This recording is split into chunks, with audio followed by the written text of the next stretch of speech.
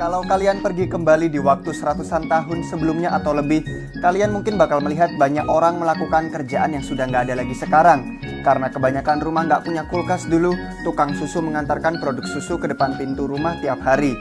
Elevator digerakkan manual kayak mobil, yang berarti operator elevator harus dilatih untuk memastikan proses yang mulus dan tepat bagi penumpang. Saluran telepon dulu tidak otomatis, jadi operator papan hubung dibutuhkan untuk menghubungkan kalian. Bahkan arena bowling, ada tim pengatur pin manual yang menyiapkan frame berikutnya untuk kalian. Ada banyak lagi seperti warung telepon, penyewaan DVD, juru ketik skripsi, tukang pijat, dan potong rambut keliling, dan lain-lain. Pekerjaan ini mungkin tampak aneh atau bahkan absurd dari standar zaman sekarang, tapi jangan berpikir seperti itu dulu, jangan merasa superior. Siapa tahu 100 tahun dari sekarang orang bakal ngeliat pekerjaan kalian dan penasaran kenapa peran kalian diperlukan. Tapi maksud kami di video ini tidak negatif. Yang kami harapkan adalah hal positif. Hari ini kami ingin membantu kalian menerima gambaran cara mengembangkan diri sendiri agar kita bisa selalu selangkah di depan, hidup di dalam dunia yang berubah begitu pesat. Mari cari tahu pekerjaan apa saja yang aman untuk masa depan dan gimana caranya siap berpartisipasi. Oke, let's go!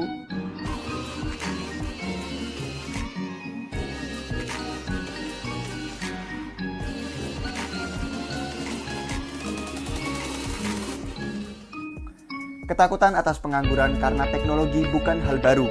Sejauh tahun 350 sebelum Masehi, Aristotle merenungkan ide mesin yang melakukan kerjaan manusia. Selama revolusi industri, pekerja tekstil yang dikenal sebagai Luddites menghancurkan mesin-mesin baru di pabrik. Dan pria penggerak baja dari cerita rakyat Amerika, John Henry, membunuh dirinya sendiri bersaing melawan mesin yang ditenagai uap.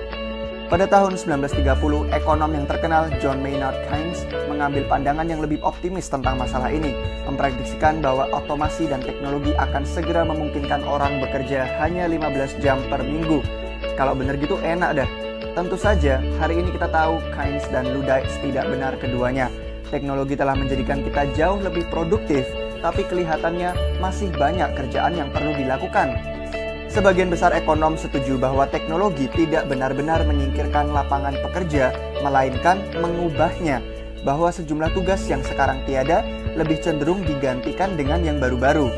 Daripada membutuhkan operator papan hubung, sekarang kita membutuhkan tukang ponsel, teknisi transmisi komunikasi, dan pengembang aplikasi seluler. Otomasi telah mengubah manufaktur dan agrikultur untuk cukup lama. Kita mulai terbiasa melihat robot di pabrik-pabrik dan di lahan pertanian di luar negeri, tetapi mesin telah memperluas teritorinya. Kios-kios otomatis menyingkirkan kasir dan teller bank, perusahaan makanan cepat saji bereksperimen dengan robot yang bikin burger, dan satu robot pemanggil bisa mengganggu banyak orang pas makan malam daripada satu lantai berisi orang-orang dari telemarketer.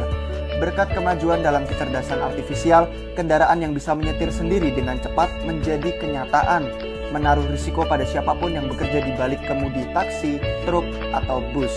Amazon bahkan menerapkan drones yang bergerak sendiri untuk mengirimkan paket. Pada dasarnya, pekerjaan yang tugasnya repetitif atau berulang-ulang bisa diprediksi, yaitu rawan diautomasi teknologi. Tapi mesin bukan hanya mengancam pekerja kerah biru, pekerjaan administrasi juga diautomasi. Penjamin asuransi dan petugas pinjaman yang meneliti riwayat individu atau perusahaan dan menghitung tingkat risiko yang tepat sedang digantikan oleh algoritma yang bisa memproses lebih banyak data lebih cepat dan lebih akurat.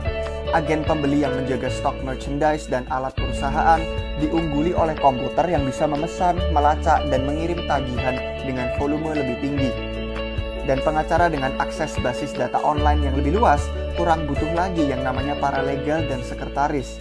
Bahkan ahli pajak dan penasihat keuangan merasakan ketegangan dari aplikasi dan situs web yang menganalisis portofolio nasabah dan memberi arahan yang sesuai.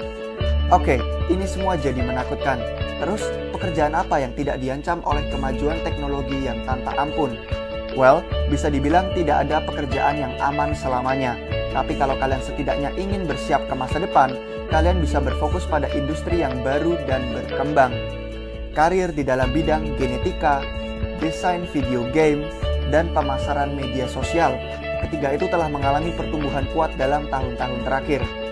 Energi alternatif dan keberlanjutan juga sedang meningkat, dan bukan kebetulan juga ada kebutuhan yang tinggi di bidang robotika dan ilmu data.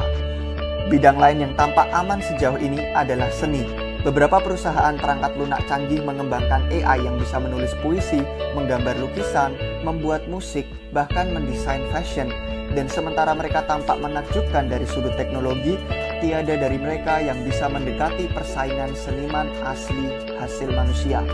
Terkadang mungkin terasa seperti film-film franchise dan lagu-lagu pop itu ditulis oleh komputer, tapi mereka masih melibatkan manusia nyata di baliknya. Nah, namun tukang pipa leding ada bagusnya juga dari kedua sisi. Juru terampil pemipaan, kelistrikan, pemanasan, ventilasi, dan AC itu cukup terlindung dari ancaman otomasi. Alasannya karena mereka sering dibutuhkan secara tidak terduga dan mesin tidak berfungsi baik dengan ketidakpastian.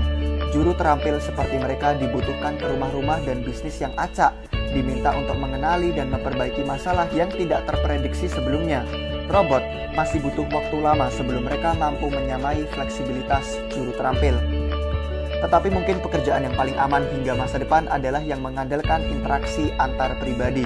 Pekerja sosial, penasihat, terapis okupasi, kepemimpinan agama, dan lain-lain. Semakin dibutuhkannya kebijaksanaan dan kasih sayang, semakin aman pekerjaannya dari dominasi teknologi. Bahkan jika komputer mampu memahami kompleksitas emosi manusia, itu masih belum bisa menjalin ikatan percaya dan rasa hormat yang sama yang para pekerja sosial ini harus bangun dengan klien mereka. Nah, sekarang seperti kalian sudah duga sejak awal, satu lagi industri yang akan kami sebutkan adalah kripto dan blockchain yang sedang mengubah dunia juga. Menawarkan banyak solusi utama terhadap isu global, kripto dan blockchain mampu menjadikan sistem tradisional kita desentral dan menjadikan cara kita melakukan bisnis desentral juga. Menyingkirkan perantara yang harus kita percayai, dengan blockchain kita bisa berinteraksi secara langsung dengan orang dan rekan dalam cara yang transparan, dan intinya ini semua mengembalikan kuasa dan otoritas ke tangan orang-orang biasa. Kalau kalian di sini nontonin Republik Rupiah, maka kalian di antara orang langka yang menjadi pengadopsi dan investor awal. Kalian percaya nggak, keahlian blockchain adalah skill yang paling cepat bertumbuh menurut indeks keterampilan terkini? Dan kalian percaya nggak sekarang keahlian blockchain yang paling hangat dipertimbangkan di banyak pasar-pasar negara? Apa kalian sempat menduga evolusi teknologi ini bakal datang? Kurang dari 10 tahun yang lalu, sangat sedikit coba orang yang peduli dengan teknologi ini. Dan sekarang menjadi peluang karir yang signifikan bagi para profesional. Kebutuhan atas orang-orang dengan keterampilan blockchain itu tinggi. Karena banyak bidang penerapannya, blockchain mencari orang-orang yang punya skill untuk menavigasi teknologi baru ini. Ada 4 pemain signifikan di pasar kerja kripto. Ini adalah yang pertama industri, yang adalah perusahaan besar kayak bank, firma akuntansi, minyak dan gas, asuransi, retailer, serta juga kantor-kantor hukum. Pokoknya industri yang ingin mengikuti teknologi blockchain. Yang kedua, perusahaan rintisan atau bahasa Inggrisnya startup. Ini adalah bisnis-bisnis dan produk mandiri yang tercipta sejak kelahiran blockchain. Yang ketiga, perusahaan teknologi. Ini adalah perusahaan yang bakal rugi paling banyak jika teknologi blockchain mengambil alih dunia. Jadi selama mereka berusaha beralih ke sistem yang lebih desentral, mereka butuh semua keahlian yang bisa dikumpulkan. Keempat, ada pemerintah. Banyak pemerintah telah mempekerjakan ahli-ahli kripto untuk menasihati mereka. Beberapa pemerintah bersiap-siap bahkan untuk blockchain karena banyak keuntungannya. Jadi itu 4 pemain utama di bidang kripto. Pendeknya, para profesional blockchain sangat dibutuhkan. Ada banyak peluang karir di blockchain. Ada pengembang blockchain, arsitek solusi blockchain, manajer proyek, desainer UX, insinyur kualitas blockchain, konsultan hukum blockchain, dan lain-lain. Bahkan di samping peran-peran profesional tersebut yang spesifik berbau teknis, masih ada juga penting orang-orang di dalam organisasi yang memiliki kemampuan fundamental. Organisasi itu mampu memanfaatkan penuh potensi blockchain hanya jika orang di dalamnya memiliki pemahaman fundamental tentang manfaat, kapabilitas kunci, kasus kegunaan, dan faktor-faktor kesuksesan yang kritis.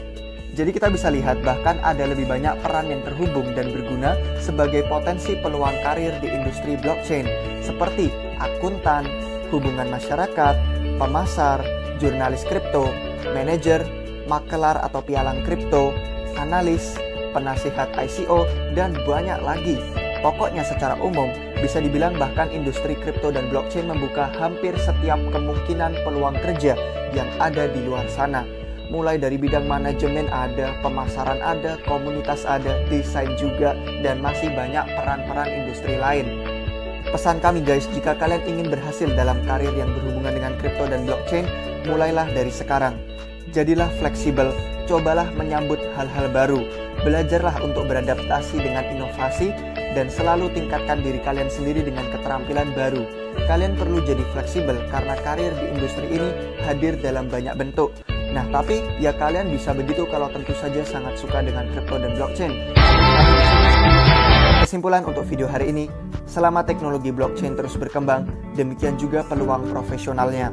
Blockchain ada di sini bersama kita untuk tetap tinggal, yang berarti bahwa keahlian blockchain akan sangat dibutuhkan dalam bertahun-tahun ke depan.